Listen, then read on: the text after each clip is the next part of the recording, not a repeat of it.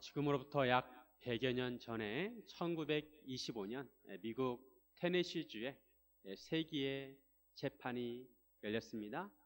일명 원숭이 재판으로 알려져 있는데 창조론과 또 진화론의 재판이 열리게 되었습니다.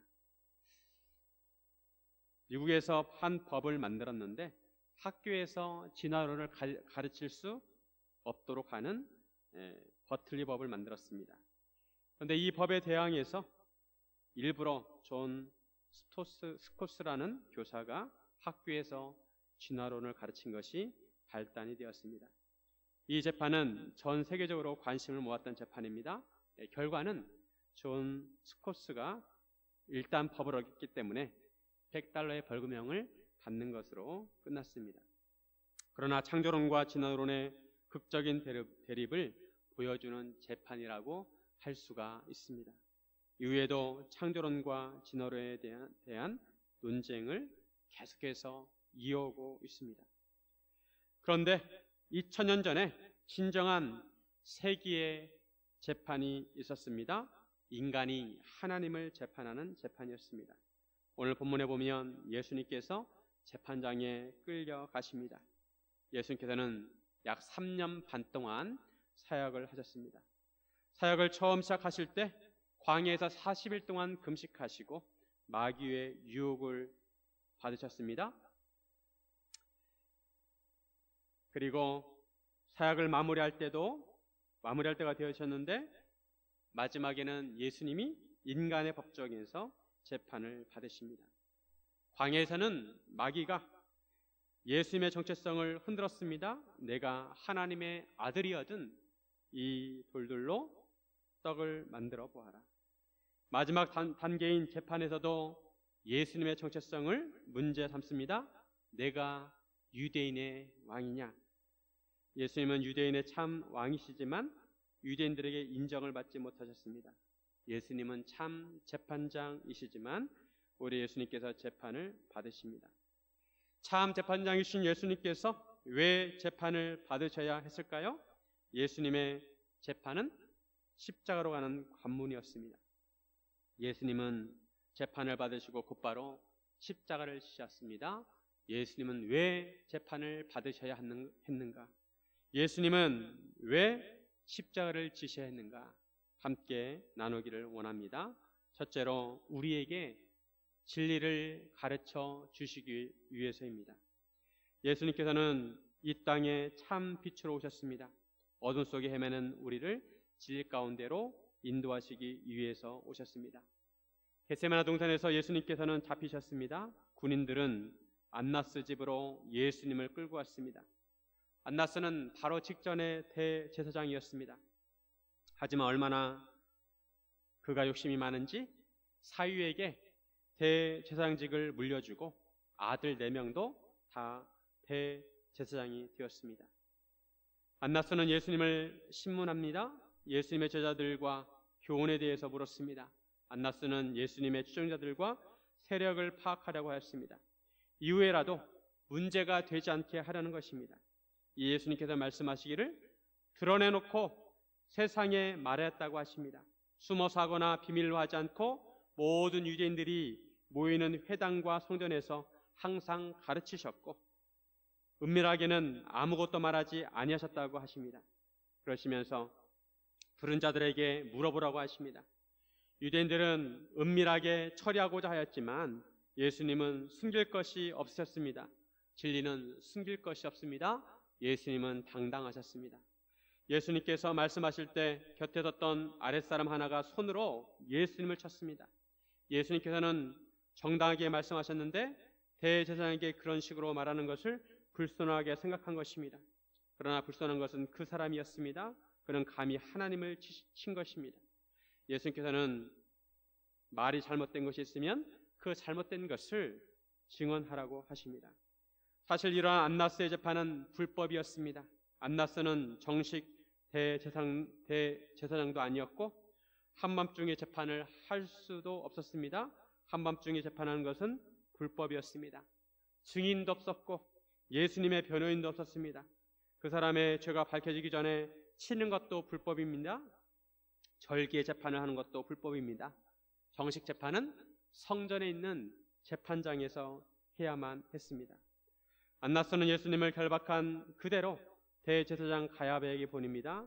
요한복음에서는 가야바의 재판에 대해서는 별 언급이 없습니다. 그리고 가야바에게서 관정으로 끌고 갑니다.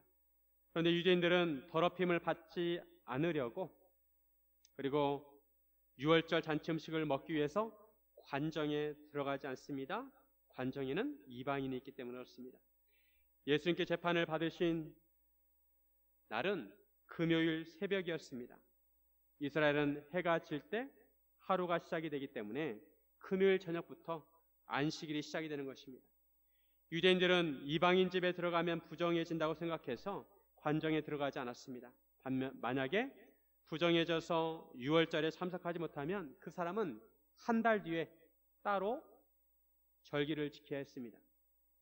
유대인들이 관정에 들어가지 않자 빌라도가 밖으로 나가서 그들에게 말했습니다. 무슨 일로 이 사람을 고발하느냐? 그러자 유대인들이 이 사람이 행악자가 아니었더라면 우리가 당신에게 넘기지 아니했겠나이다 라고 합니다. 빌라도는 너희가 너희 법대로 재판하라고 합니다. 그러자 유대인들이 우리에게는 사람을 죽이는 권한이 없다고 합니다. 유대인들은 빌라도에게 대신 죽여달라는 것입니다. 유대인들은 예수님을 죽이는 것을 기정사실화하였습니다. 유대인들이 빌라도에게 행악자라고 하였지만 사실 예수님에게 신성모독죄를 적용하였습니다. 마태복음에 보면 대제사장이 증인들의 증언이 서로 맞지 않으니까 단도직입적으로 예수님께 묻습니다. 내가 하나님의 아들 그리스도인지 우리에게 말하라고 합니다. 그러자 예수님께서 내가 말하였느니라 라고 하십니다. 마태복음 26장 65절에 보면 이에 대제사장이 자기 옷을 찢으며 이르되 그가 신성모독하는 말을 하였으니 어찌 더 증인을 요구하리요? 보라 너희가 지금 이 신성모독하는 말을 들었도다. 만약에 신성모독죄가 적용이 된다면 유대인들은 그 사람을 돌로 쳐서 죽였습니다. 스데반 집사도 돌에 맞아 죽었습니다. 신성모독죄는 종교적인 죄이기 때문에 로마 정부의 간섭을 받지 않아도 됩니다. 그런데 만약 예수님을 유대인들이 직접 사형을 시킨다면 예수님을 추종하는 사람들이 들고 일어날 것이 염려가 되었습니다.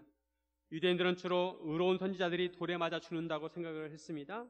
즉 유대인들이 예수님을 그렇게 죽인다면 유대인들은 예수님을 의로운 선지자로 여길까봐 바로 유대인들이 빌라도의 손을 빌리고자 했던 것입니다. 로마 정부에 의해서 십자가형을 집행하면 범죄자로 취급이 되기 때문에 백성들이 예수님을 추종하는 것을 사전에 방지할 수가 있었습니다. 32절에 보시면 예수님께서 자기가 어떠한 죽음으로 죽을 것인지에 대해서 말씀을 이루기 위함이라고 말씀하고 있습니다.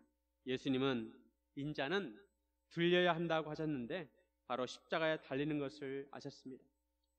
유대인들은 이처럼 불법을 통해 예수님을 재판하였고 확실한 증언도 없이 형을 확정하였습니다. 이처럼 예수님의 재판은 거짓이고 불법이었습니다.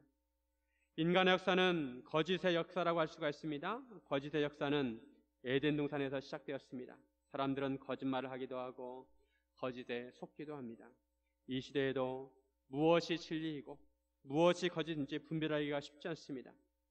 거짓에 대한 문제는 전달의 문제가 아니라 부패한 사람의 마음의 문제입니다. 많은 사람들이 뉴스를 액면 그대로 믿지 않습니다. 이런 거짓으로 인해서 진리가 가려워지고 진리가 왜곡이 되었습니다. 예수님께서 이런 거짓과 어둠의 세상을 밝히시려고 진리와 빛으로 오신 것입니다. 요한복음 1장 17절 말씀 같이 한번 읽습니다. 율법은 모세로 말미암아 주어진 것이요 은혜와 진리는 예수 그리스도로 말미암아 온 것이라. 진리가 예수님을 통해서 왔다는 것입니다. 예수님은 사역하시면서 진리를 평소에 강조하셨습니다. 너희가 진리를 알지니 진리가 너희를 자유케 하리라. 오늘 재판하는 자리에서도 예수님께서는 이것을 밝히십니다. 18장 37절 빌라도가 이르되 그러면 내가 왕이 아니냐? 예수께서 대답하시되 내 말과 같이 내가 왕이니라. 내가 이를 위하여 태어났으며 이를 위하여 세상에 왔나니 곧 진리에 대하여 증언하려 함이로라. 무릇 진리에 속한 자는 내 음성을 듣느니라 하신대. 예수님께서 이 세상에 오신 것은 진리에 대해서 증언하시기 위함입니다. 예수님은 진리로 오셨습니다.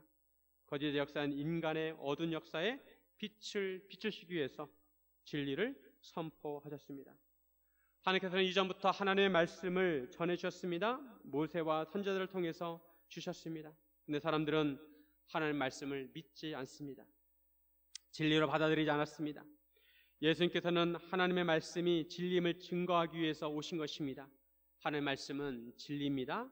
성경은 정확무한 하나님의 말씀이고 틀림없는 진리입니다.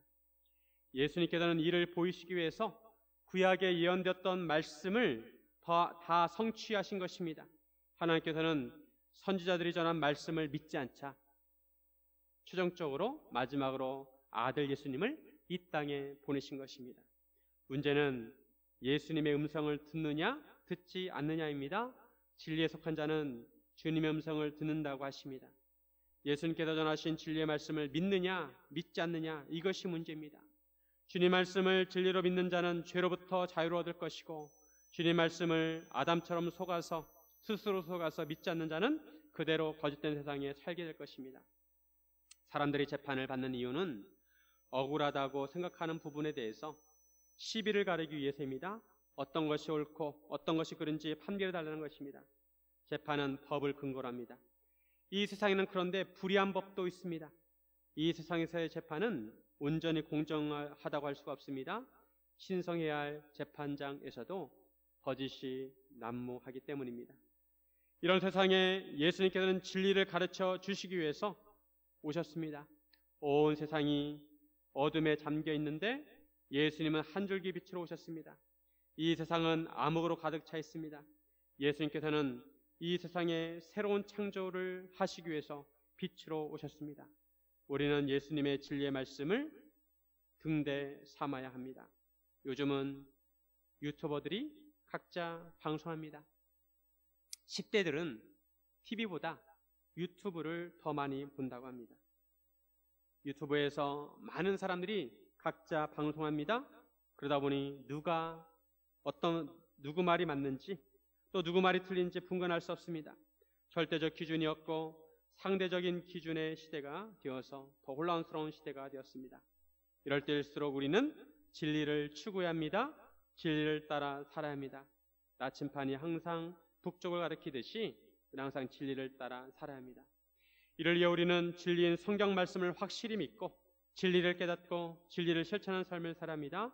우리의 믿음은 진리인 주의 말씀을 실천하는 동사가 되어야 합니다. 진리는 그저 학문으로 추구하는 것이 아닙니다. 우리에게 진리는 삶이 되어야 합니다. 이를 위해서 성령님께서 우리를 도와주시려고 오셨습니다. 요한복음 16장 13절 말씀. 그러나 진리의 성령이 오시면 그가 너희를 모든 진리 가운데로 인도하시리니 그가 스스로 말하지 않고 오직 들은 것을 말하며 장래일을 너희에게 알리시리라. 사랑하는 성도 여러분, 진리를 따라 사시기를 주님의 이름으로 축원드립니다. 둘째로 왕으로 우리를 통치하시기 위해서입니다. 예수님께서 왜 재판을 받으셨는가? 예수님께서 왜 십자가를 지셨는가? 그것은 예수님께서 만왕의 왕으로서 우리를 통치하시기 위해서입니다. 예수님께서 왕으로서 통치하시고 하나님의 나라를 세우시기 위함입니다. 예수님을 재판하는데 유대인들은 신성모독죄로 적용하였지만 빌라도에게 넘기면서 정치적인 죄목을 강조하였습니다. 예수님을 자칭 유대인의 왕이라는 죄목으로 넘겼습니다. 빌라도가 예수님에게 묻습니다. 내가 유대인의 왕이냐? 이스라엘 역사를 보면 주전 150년쯤에 마카비 혁명이 일어났습니다. 그래서 이스라엘 백성들이 독립을 쟁취하고 독립왕국인 하스모니안 왕조를 만들었습니다. 그처럼 예수님을 유대인의 왕이라고 하는 것은 예수님을 로마에 대항해서 이스라엘 독립을 쟁취하는 혁명가로 몬 것입니다. 이에 예수님께서 빌라도에게 묻습니다. 이는 내가 스스로 하는 말이냐? 다른 사람들이 나에 대하여 내게 한 말이냐? 빌라도가 정말 관심이 있어 묻는 것인지 아니면 유대인의 들러리로 묻는 것인지 물으신 것입니다. 이에 대해서 빌라도는 내가 유대인이냐라고 반문하면서 내 나라 사람과 대사장들이 너를 내게 넘겼으니 내가 무엇을 하였느냐고 묻습니다. 빌라도는 사실 이 문제에 별 관심이 없었습니다. 총독 빌라도는 원래 가이사랴 빌립보에 거주하였습니다. 그런데 6월절에는 예루살렘에 사람들이 많이 모이기 때문에 혹시라도 폭동이 날 경우에 이를 대비해서 예루살렘에 와 있었습니다. 6월절은 이스라엘 백성들에게 특별한 의미가 있었습니다. 하나님께서 노예로 살고 있는 이스라엘 백성들을 애굽에서 구원하신 것을 기념하는 절기입니다. 6월절을 보내면서 이스라엘 백성들은 이스라엘 독립을 갈망하였습니다. 그러기에 사람들을 선동해서 폭동을 일으킬 가능성도 있었습니다. 그런 사람들이 종종 있었다고 합니다. 자기를 메시아라고 주장하면서 사람들을 선동했다고 합니다.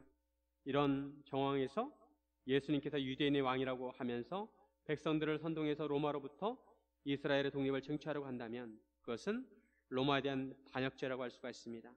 빌라도의 관심은 안정이었습니다. 내가 유대인의 왕이냐라는 빌라도의 질문에 대해 예수님께서 말씀하십니다. 36절 말씀 같이 한번 읽습니다. 예수께서 대답하시되 내 나라는 이 세상에 속한 것이 아니니라. 만일 내 나라가 이 세상에 속한 것이었더라면 내 종들이 싸워 나로 유대인들에게 넘겨지지 않게 하였으리라. 이제 내 나라는 여기에 속한 것이 아니니라. 예수님께서 내 나라는 이 세상에 속한 것이 아니라고 하십니다. 예수님께서는 이전에도 이것을 강조하셨습니다. 그런데 여기에서 오해의 소지가 있습니다. 주님의 나라가 이 세상에 속한 것이 아니라고 하니까 이분법적으로 생각할 수가 있습니다. 그래서 하나님의 나라에 속한 성도는 이 세상에 속한 사람들이 아니기에 이 세상 나라의 일에 전혀 관여해서는 안 된다고 생각할 수가 있습니다. 그러나 그것이 아닙니다. 예수님께서 하신 말씀은 주님의 나라는 이 세상으로부터 온 나라가 아니라는 것입니다. 주님의 나라는 위로부터 온 나라입니다. 즉 주님의 나라의 근원에 대해서 말씀하신 것입니다. 사실 예수님은 하나님 나라를 세우시기 위해서 이 땅에 오셨습니다. 예수님께서 사역을 시작하시면서 하신 말씀이 회개하라 천국이 가까이 왔느니라 선포하십니다. 하나님의 나라를 세우기 위해서 오셨습니다. 무엇보다 하나님의 백성이 있어야 합니다. 하나님의 나라를 세우려면 그 나라에 사는 백성이 있어야 합니다. 그런데 하나님의 백성이 어떻게 됩니까? 하나님의 백성은 거듭나야 됩니다. 그래서 예수님께서 니고데모에게 말씀하시기를 사람이 거듭나지 아니하면 하나님 나라를 볼 수 없다고 하십니다. 물과 성령으로 나지 아니하면 하나님의 나라에 들어갈 수 없다고 하셨습니다. 어떻게 해야 거듭날 수 있습니까? 예수님을 믿으면 거듭날 수 있습니다. 예수님께서는 악한 영의 권세 아래 있는 이 세상의 나라에서 사람들을 구원하여 하나님의 나라의 백성을 만드시기 위해서 오셨습니다. 이것이 진정한 출애굽입니다. 죄로부터의 영원한 속박으로부터 출애굽입니다. 예수님께서는 세상 사람들을 죄로부터 출애굽시키기 위해서 십자가를 지셔야 했습니다. 그래서 죄가 없으시면서도 재판을 받으신 것입니다. 예수님께서는 하나님 나라의 왕이십니다. 만왕의 왕이십니다. 예수님께서는 불의한 재판을 내리는 나라가 아니라 공의로운 재판을 하시고 의로운 나라를 세우기를 원하셨습니다. 그래서 예수님은 부활하시고 승천하시기 전에도 하나님의 나라를 강조하십니다. 사도행전 1장 3절 말씀 그가 고난받으신 후에 또한 그들에게 확실한 많은 증거로 친히 살아계심을 나타내사 40일 동안 그들에게 보이시며 하나님의 나라의 일을 말씀하시니라. 하나님 나라의 일을 말씀하시니라. 부활 후 승천하시기 전 40일 동안 하나님 나라의 일을 말씀하셨습니다. 예수님께서 십자가를 지신 것은 하나님 나라를 세우기 위함이었습니다. 십자가는 하나님 나라의 기본 토대입니다. 예수님께서 얼마나 하나님 나라 천국을 강조하셨는지 모릅니다. 왜 이렇게 강조하셨을까요? 궁극적으로 예수님께서는 우리가 하나님 나라에 살기를 원하시기 때문입니다. 여러분은 하나님 나라에 살고 싶으십니까? 살고 싶으십니까? 그러면 예수님을 왕으로 모시기를 바랍니다. 예수 믿으면 하나님 나라의 백성이 되는 것입니다. 그리고 하나님 나라의 백성으로 살아야 합니다. 하나님의 나라는 죽어서만 가는 나라가 아닙니다. 하나님의 나라는 하나님의 통치가 이루어지는 곳이 바로 하나님의 나라입니다. 내 마음속에 하나님의 통치가 이루어지면 내 마음이 하나님의 나라이고, 우리 가정 안에서 하나님의 통치가 이루어지면 우리 가정이 하나님의 나라입니다. 하나님의 통치가 이루어지는 곳이 바로 하나님의 나라입니다. 예수님께서는 우리를 통해서 이런 하나님의 나라를 세우시고 확장하시기를 원하십니다. 주기도문에 보면 뜻이 하늘에서 이루어진 것 같이 땅에서도 이루어지이다. 이것이 바로 이 의미입니다. 하나님의 나라가 땅에서도 이루어지기를 기도하라는 것입니다. 우리는 복음을 가지고 이 땅에 하나님 나라를 세워나가야 합니다. 이것이 이 땅에 교회를 세우신 목적입니다. 교회의 사명입니다. 사도행전에 보면 교회가 예루살렘에 최초로 교회가 세워지고 온 유대와 사마리아와 땅끝까지 세워지는 것을 볼 수가 있습니다. 그리고 지난 2000년 동안 전 세계에 복음이 전해지고 교회가 세워졌습니다. 그리고 45년 전에 성암교회가 세워지게 된 것입니다. 하나님의 나라는 지금도 진행형입니다. 우리가 바통을 이어받아 하나님의 나라를 확장해 나가야 합니다. 하나님 나라의 왕이신 예수님께서는 이를 위해 모든 민족을 제자로 삼으라고 하셨습니다. 제자는 어떻게 세워집니까?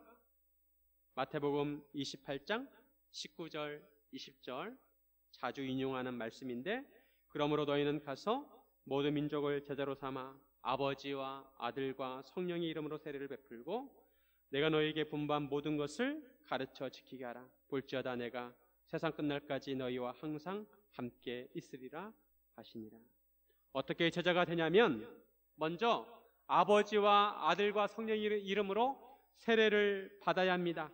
세례를 받으려면 예수님을 나의 구주로, 나의 주님으로 고백해야 합니다. 그리고 예수님께서 우리에게 분부하신 모든 것을 배워야 합니다. 예수님께서 무슨 말씀을 하셨는지 알아야 합니다. 하나님 나라에서 살려면 하나님 나라의 법을 알아야 합니다. 말씀을 배우고 깨달아야 합니다. 성경을 주일 설교 시간에만 봐서는 안 됩니다. 매일 일상 속에 말씀을 묵상해야 합니다. 지금까지 신앙생활을 오래 했으면서도 성경 통독을 한 번도 안 해봤으면 심각하게 생각해 봐야 합니다. 성경에 그만큼 관심이 없다는 것입니다. 물론 성경 말씀이 어려운 부분이 있습니다. 하지만 손을 놓아서는 안 됩니다. 말씀을 배워야 합니다. 그리고 배운 다음에 지켜야 합니다. 삶 속에 적용하고 말씀대로 살아야 합니다. 예수님을 믿으면 천국에 갑니다. 하지만 예수님은 단지 믿기만 하는 것으로 만족하지 않으십니다. 예수님은 우리가 믿음대로 살기를 원하십니다. 여러분은 믿음대로 살고 계십니까? 말씀대로 살고 계십니까? 저도 목사이지만 제 내면을 들여다보면 온전히 그렇다고 할 수가 없습니다. 그러면서 우리는 예수님의 통치를 따라 살아야 합니다. 최선을 다해 말씀대로 살려고 몸부림을 쳐야 합니다. 예수님의 성품을 닮아가고 예수님처럼 살아야 하는 것입니다. 이렇게 살 수 있도록 도와드리는 것이 바로 제자훈련입니다. 제자훈련은 그냥 단순한 프로그램이 아닙니다. 우리가 예수를 믿는다면 반드시 살아야 하는 삶을 살도록 도와드리는 것입니다.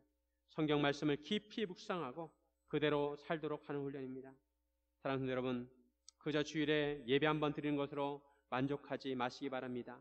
그렇게 해서는 예수님을 왕으로 모실 수가 없습니다. 여전히 내가 왕으로 사는 것입니다. 우리가 말씀을 깊이 묵상하고 그 말씀대로 삶이 이루어져야 한다는 것입니다. 우리의 마음의 보좌에 예수님을 모셔드려야 합니다. 사랑하는 여러분, 예수님을 우리의 왕으로 모시고 예수님의 통치를 받아 하나님 나라를 함께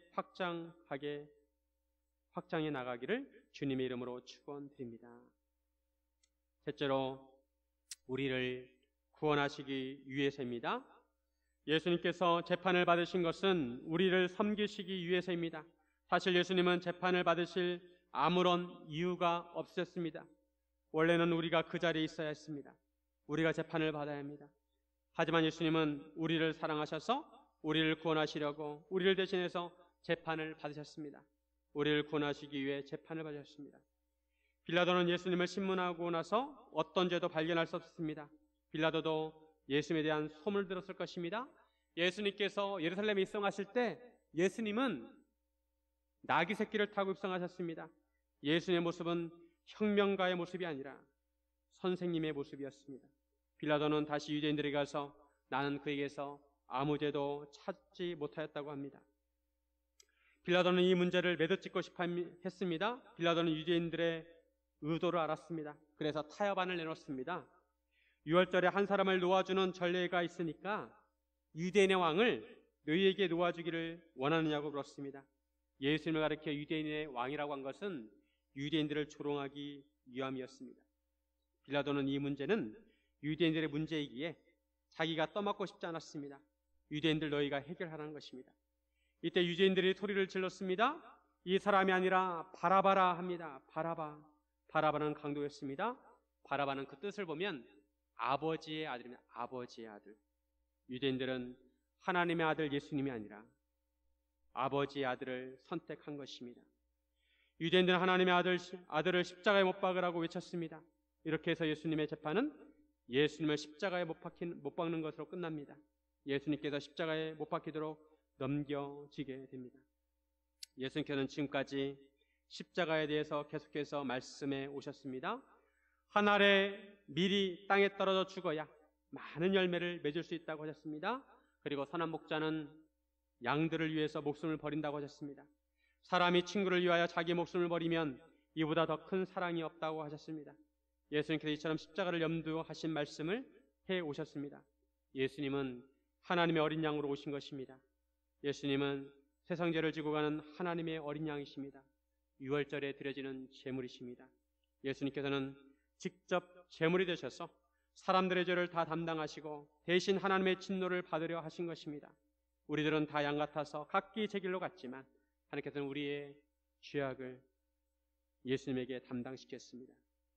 예수님께서는 유대인의 왕이시면서도 섬김을 받기 위해서 오신 것이 아니라 우리를 섬기러 오셨습니다. 우리를 구원하러 오셨습니다. 주전 약 1450년에 이스라엘 백성들이 애굽의 노예로 살고 있을 때 하나님께서는 어떻게 이스라엘 백성들을 구원해 주셨습니까? 하나님께서 모세를 통해서 바로에게 말씀을 전하라고 하십니다. 내 백성을 보내라. 그런데 바로가 완악해서 이스라엘 백성을 보내지 않습니다. 그러자 하나님께서 애굽과 바로에게 10가지 재앙을 내립니다. 그 마지막 재앙이 장자의 재앙입니다. 애굽의 모든 생물의 첫 번째 것, 사람의 장자든 짐승의 첫 번째 난 것은 다 심판하셨습니다. 사람이든 짐승이든 첫 번째 것은 다 죽임을 당했습니다. 그런데 하나님께서 이스라엘 백성은 보호해 주셨습니다. 하나님의 심판을 비껴가게 하셨습니다. 하나님께서 하나님의 심판을 받지 않는 방법을 이스라엘 백성들에게 알려주셨습니다. 출애굽기 12장 5절에서 7절에 보면 우리 같이 한번 읽습니다. 너희 어린 양은 흠없고 1년 된 수컷으로 하되 양이나 염소 중에서 취하고 이달 19날까지 간직하였다가 해 질 때 이스라엘 회중이 그 양을 잡고 그 피를 양을 먹을 집 좌우 문설주와 임방에 바르고. 하나님의 심판을 면하려면 흠없는 어린 양을 잡아야 합니다. 그리고 그 피를 문설주와 임방에 발라야 합니다. 그러면 하나님께 심판하실 때 그 피를 보시고 건너 뛰신 것입니다. 문에 피가 발려져 있는 집을 그냥 지나가셨습니다. 지나간다는 것을 유월이라고 합니다. 유월절은 6월달에 드리는 절기가 아닙니다. 6월 넘어간다는 건다. 패스오버 지나간다는 의미에서 6월절입니다. 그래서 유대인들은 6월절을 생명처럼 여겼습니다. 사실 6월절은 하나님께서 심판하시는 날입니다. 우리는 하나님의 심판을 기억하며 살아야 합니다. 그런데 하나님의 심판을 어떻게 면할 수 있을까요? 피가 있어야 합니다. 보통 피는 안 됩니다. 모든 사람은 죄인이기에 아무도 제물될 자격이 없습니다. 이를 위해서 예수님께서 흠없는 어린 양이 되신 것입니다. 예수님께서 하나님의 어린 양이 되셔서 십자가에 피를 흘리셨습니다. 예수님께서 주님의 보혈로 어린 양의 피를 문설주와 임방에 발랐듯이 예수님께서 주님의 보혈을 십자가에 바르신 것입니다. 여호와께서 양의 피가 묻어있는 집은 건너뛰신 것처럼 예수님의 보혈의 피가 묻어있는 십자가를 보시고 건너뛰시는 것입니다. 그래서 예수님의 피가 묻어있는 십자가의 밑에 있는 사람들은 하나님의 심판을 면하게 되는 것입니다. 예수님께서는 이 십자가 사역을 감당하기 위해서 오셨습니다. 이 십자가로 우리를 구원하시러 오셨습니다. 2000년 전에 십자가에 내려진 하나님의 진노는 사실 우리에게 내려져야 했습니다. 그런데 예수님께서 십자가에서 대신 하나님의 진노를 받으신 것입니다. 우리를 사랑하시기에 대신 돌아가신 것입니다. 사랑하는 여러분, 우리나라는 재판할 때 3심제를 적용합니다. 3번 재판을 받을 수가 있습니다. 보통 사람은 누가 고소하지 않으면 재판장에 갈 일이 없습니다. 그러나 인간의 재판은 아직 끝나지 않았습니다. 하나님의 마지막 심판이 남아 있습니다. 하나님의 마지막 심판에는 누구도 예외가 없습니다. 사실 많은 사람들이 지금도 예수님을 재판장에 끌고 가고 있습니다. 당신이 정말 나의 구원자입니까? 어쩌면 믿는다고 하는 우리도 그럴 수 있습니다.